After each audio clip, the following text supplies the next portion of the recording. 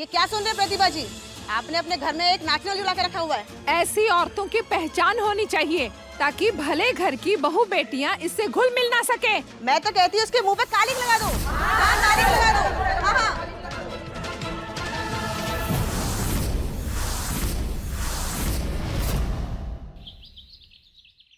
एक औरत होके दूसरी औरत के चेहरे पर कालिक पोतने जा रही थी आप। शर्म आनी चाहिए आपको ऐसी सोच रखने के लिए। शर्म आनी चाहिए आप सबको खुद को शरीफ बोलने के लिए। एक औरत माँ होती है, बहन होती है। वो ममता, वो प्यार, वो इंसानियत आप सबके अंदर भी होनी चाहिए। और कोमल कली ने आप सबका क्या बिगाड़ा है? तो क्या बिगड़ने का इंतजार करेंगे? ये मत भूलो, एक मछली पूरे तालाब को गंदा कर देती है। आपका परिवार एक इज्जतदार परिवार है, शहर में नाम है आपका, और अब ऐसी हरकतें करके आप अपना नाम मिट्टी में क्यों मिला रही हैं? समाज में रहने के कुछ तौर तरीके होते हैं। समाज में रहने के क्या तौर तरीके होते हैं वो मुझे भी पता है, और वो भी बहुत अच्छे से। इंसान की कदर उसके ईमान से की जाती है, उसके कर्मों से की जाती है। इसलिए मेरी नजर में कोमल कली इस दुनिया की सबसे अच्छी लड़की है, सबसे अच्छी इंसान है। अरे पहले उसने जो कुछ भी किया वो सब मजबूरन किया, लेकिन आज वो अपने दम पर अपनी मेहनत से 2 वक्त की इज्जत की रोटी कमाना चाहती है बस। और इस काम में मैं उसका साथ दूंगा। क्यों करोगे तुम इसकी मदद? क्या रिश्ता है तुम्हारा इसके साथ? हमदर्दी का, इंसानियत का, दोस्ती का रिश्ता है हमारा। पहले अपनी सोच को सुधारिए, अपने परिवार को संभालिए, बाद में संभालिएगा समाज को। दुख के साथ कहना पड़ रहा है, बहुत बुरा लगा कि आप सब आई। आगे से लेफ्ट।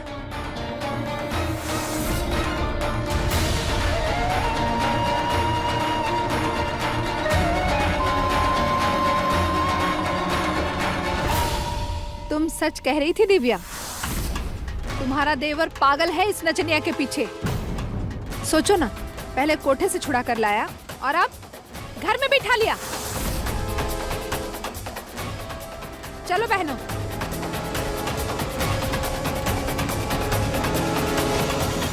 कोमल कली रुको, सुनो, मेरी बात तो सुनो। सुनने को बाकी और क्या रह गया वीर जी? सब तो सुना दिया उन औरतों ने। इसलिए मैं आपको कल रात से कह रही थी कि मारा इस घर में रहने का कोई हक कौन? देख लिया ना आपने क्या हुआ। देख लिया, सुन लिया, सब समझ लिया। खाली दिमाग शैतान का घर होता है। उन औरतों की जिंदगी में बहुत खाली वक्त है, इसलिए तैयार से यार होकर पूरी मंडली को इकट्ठा करके आ गई, बेमतलब की, बिना सर पैर की बातें करने के लिए। नहीं वीर जी, ये बिना सर पैर की बातें कौन? समाज में कुछ कायदे ऐसे ही होते हैं। बदनाम बस्ती अलग, शरीफों का मोहल्ला अलग। शरीफों के मोहल्ले से भले ही कोई आदमी रात बिताने बदनाम बस्ती में आ जाए, पर बदनाम बस्ती की कोई भी औरत शरीफों के मोहल्ले में आकर रह सके कोड़ी? तो तुम्हारा ये कहना है कि उन औरतों की बकवास बातें सुन के हम परेशान हो जाए, जीना छोड़ दें, हम सब कुछ ठीक करने की कोशिश भी ना करें? तुम्हें क्या करना है उनसे? मैं तुम्हारे साथ खड़ा हूं, क्या ये काफी नहीं? बाजारू औरत हमारे लिए गाली कोड़ी एक थप्पा है जो हमारे माथे पर लग चुका है। हमारे को यहाँ लाकर बिठाने से हमारा पता तो बदल जाएगा, पर पहचान बदले कोड़ी वीर जी। दोनों की दुनिया बहुत अलग है और इस बात का एहसास है हमारे को। इस बात का एहसास मुझे भी है कोमल कली, पर मुझे इस बात से कोई फर्क नहीं पड़ता। फर्क पड़ना चाहिए वीर जी, क्योंकि ये शुरुआत है। कल ऐसे सवाल आपसे गली के नुक्कड़ में पूछे जाएंगे तो कीचड़ की छींटे सिर्फ आप पर ही नहीं, परिवार के सभी लोगों पे उड़ेंगी। तब कैसे दिलाएंगे हमारे को समाज में इज्जत? आज आप जोश जोश में 100 बातें सुन लेंगे, पर वीर जी कल ये बातें आप पर असर करेंगी। रोज रोज के ताने आपको कमजोर कर देंगे, आप टूट जाएंगे। और अगर आप टूट गए तो मैं बिखर जाऊंगी, मैं बिखर जाऊंगी वीर जी।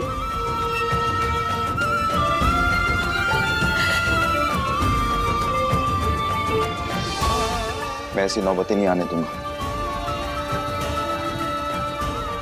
मुझे तुम्हें समाज में इज्जत दिलवानी है और जो मैं दिलवा के रहूंगा। ना खुद टूटूंगा और ना ही तुम्हें बिखरने दूंगा।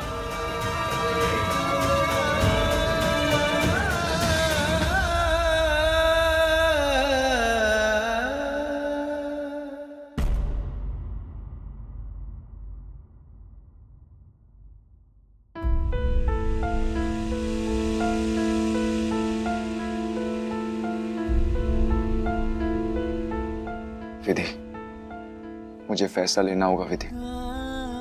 मुझे कोमल कली को समाज में वो स्थान दिलाना है कि उसे कभी किसी के सामने नजर न झुकानी पड़े। तुम ही बताओ विधि, मैं क्या करूं, कैसे करूं उसकी मदद?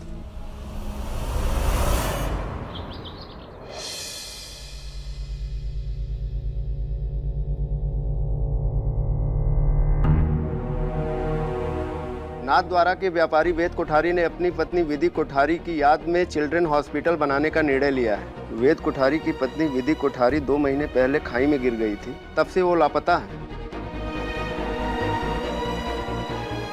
अब तक तो हमको यही लग रहा था कि कहीं इसके पति ने ही इसको खाई में गिराने का प्लान तो नहीं रचा, लेकिन इस खबर को पढ़ के ऐसा लगता है कि वो अपनी पत्नी से बहुत प्यार करता है। चलो, इस खबर के जरिए हमें इसका पता तो मिला। अब बेचारी अपने घर जा पाएगी।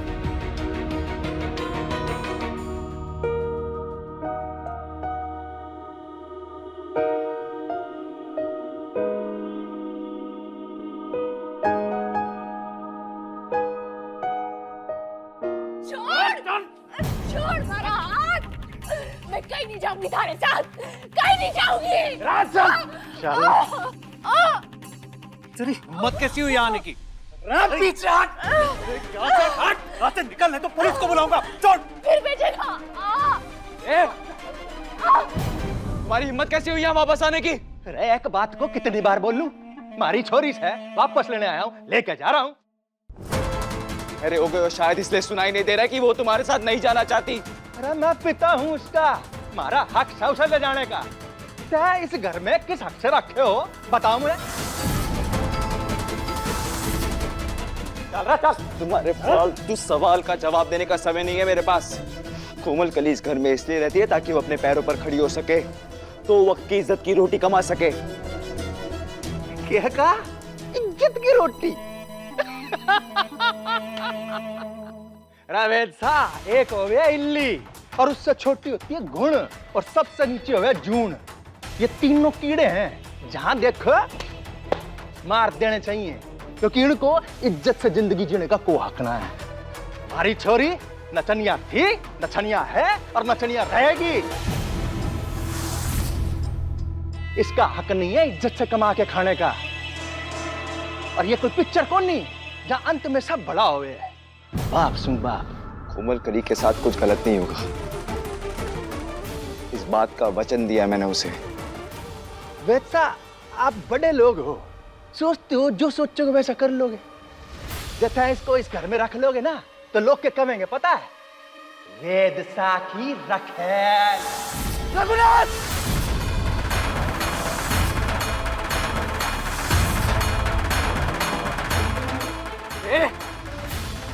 बहुत सुन ली तेरी बकवास, निकल जा यहाँ से चुपचाप, वरना तुझे पुलिस के हवाले कर दूंगा। तारे चिल्लाने से क्या होगा? सच ना बदल जाएगा।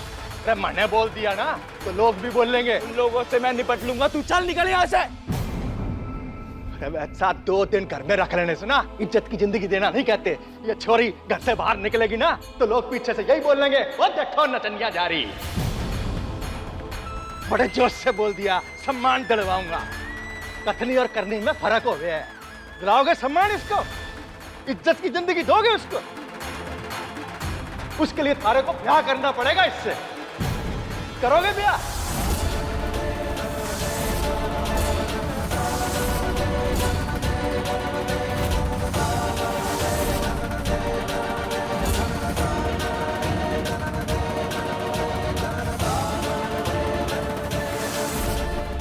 क्यों वेद सा, मारा छोटा सा सवाल सुन के उड़ गए तोते। और जो नहीं कर सकते ना ब्याह, वापस छोड़ा ऐसे वहीं नरक में जहां से आइए। अपने घर में इसे रखेल बना के रखोगे तो इज्जत मिले कोनी।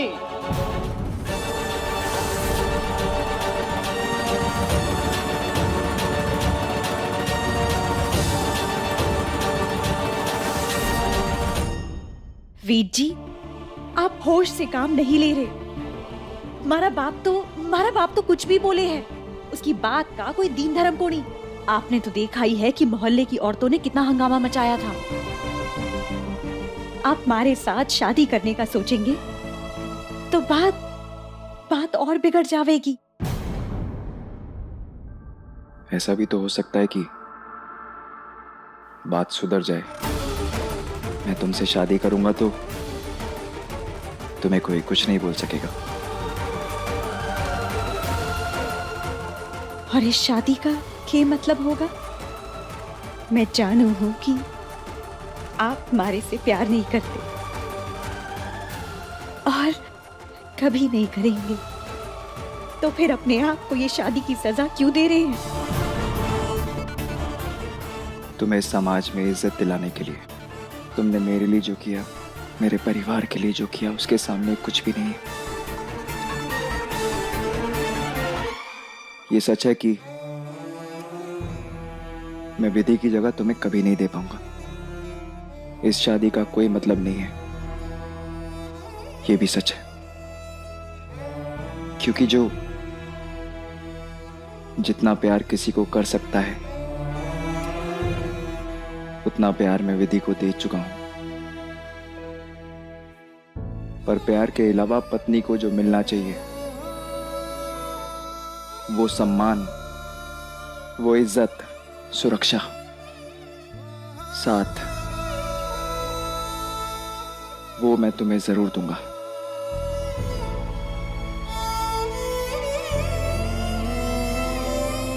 हम पति पत्नी की तरह नहीं, पर दोस्त की तरह साथ रह सकते हैं।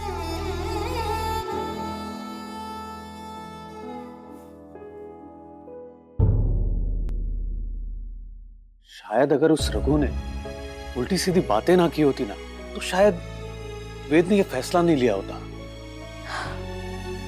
न सिर्फ फैसला लिया है बेटा, बल्कि इतना आगे बढ़ गया है कि रजिस्ट्रार को भी बुला लिया है। मेरी तो समझ में नहीं आता कि मैं कैसे समझाऊं उसे। क्या समझाना मुझे माँ? क्या मेरा फैसला गलत है? देवर साहब, माजी साहब का तो पता को नहीं, पर थारे इस फैसले में मैं, लखन भैया और दिव्या थारे साथ को नहीं। पर थारे को क्या फर्क पड़ता है?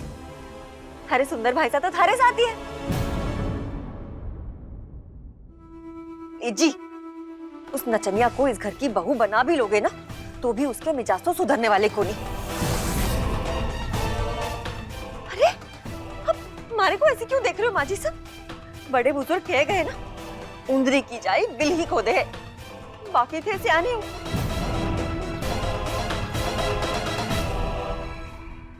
वेद, तुझे जो ठीक लगता है ना, वो तू कर। मैं तुम्हारे साथ हूं।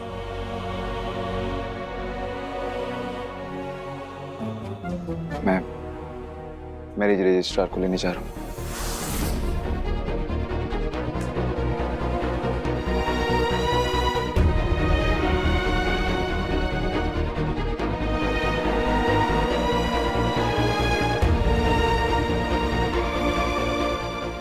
कोई भैंस पानी में।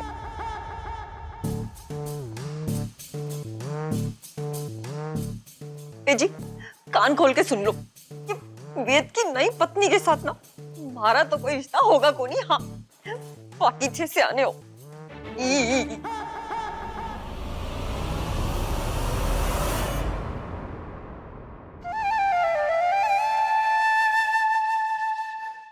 शीना जी, मैं ये नहीं जानती कि वेद जो कर रहा है वो सही है या गलत, पर मैं आपसे अपने बेटे की खुशी मांगती हूँ।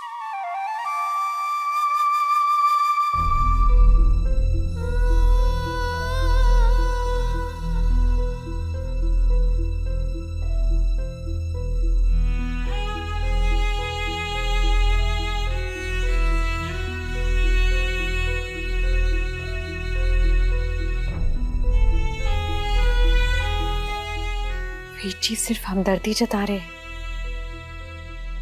थारे पर तरस खा के शादी कर रहे हैं। तो क्या हुआ? तू तो उनसे प्यार करती है ना, उतना काफी कोनी।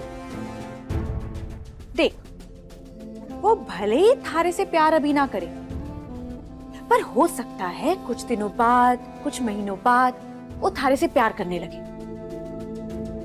कोई भी दो मौसम एक जैसे होते हैं क्या? अब तू ये उलूल जुलूल की बातें सोचकर अपना दिमाग खराब तो कर कोड़ी।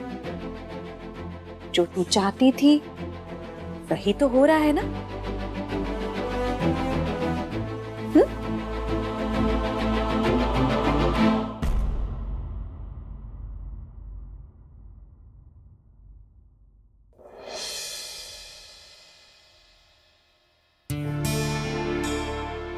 हाँ, वो सब देख लो।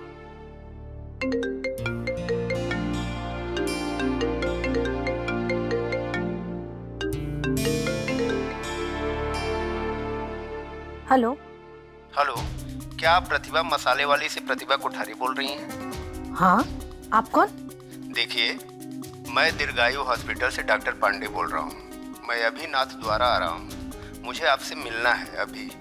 हाँ जरूर, पर किस सिलसिले में? बात क्या है? वो मैं आपको मिलकर ही बता पाऊंगा। ठीक है।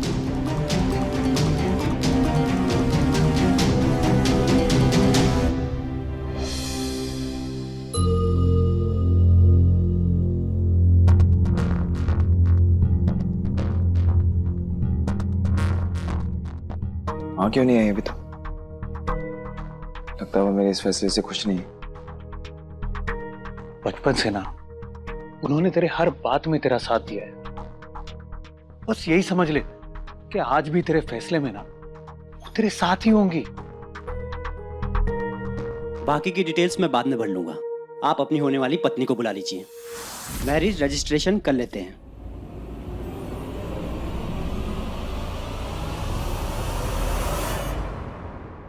बहुत बड़ी गलती करने जा रहा है ये वेद, और अब उसके कारण पूरे घर की बदनामी होगी। कितना अजीब लगेगा। मेरी सारी सहेलियां क्या कहेगी कि हे दिव्स, तुम्हारे होने वाली देवरानी एक नाचने वाली है। सावन के अंधे को हर जगह हरियाली लगे है। विधि चली गई तो विधि के जैसी दिखने वाली से ब्याह करने जा रहे हैं देवर साहब। बाकी थे सियाने। ये गलती ना वेद को बहुत भारी पड़ेगी। और माँ कहाँ चली गई सुबह सुबह? कम से कम वेद को रोक तो सकती थी।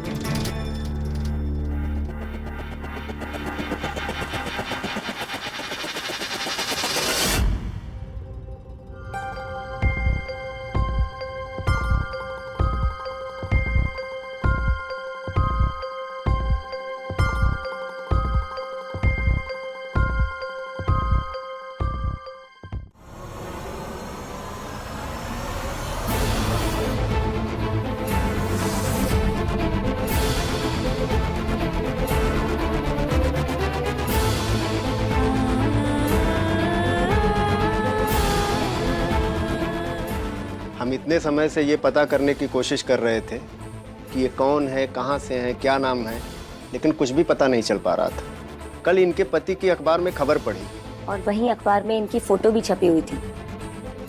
तभी हमें पता लगा कि इनका नाम विधि है। विधि।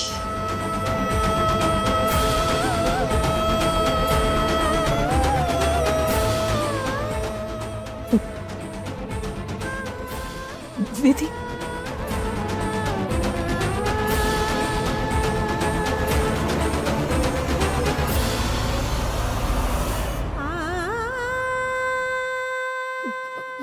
मुझे माफ कर दे बेटा, मैंने तेरे साथ बहुत अन्याय किया।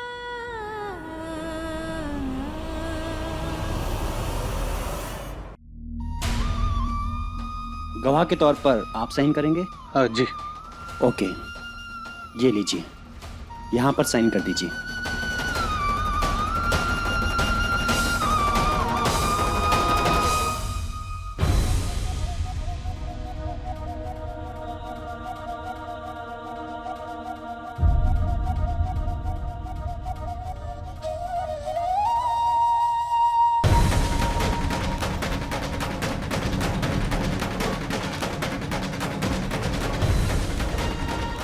मुझे कोमल कली और वेद की शादी को रोकना होगा। वेद को ये बताना होगा कि उसकी विधि जिंदा है।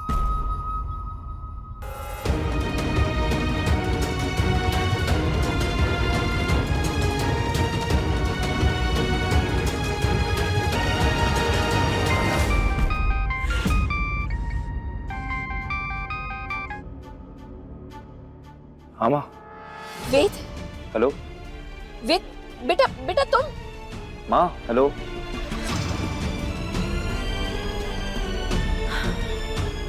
ड्राइवर, गाड़ी में चार्जर है? नहीं मालकिन।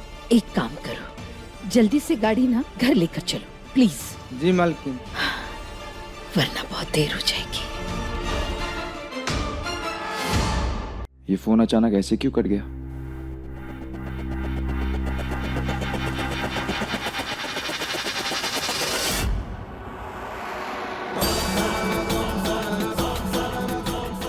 Switch off.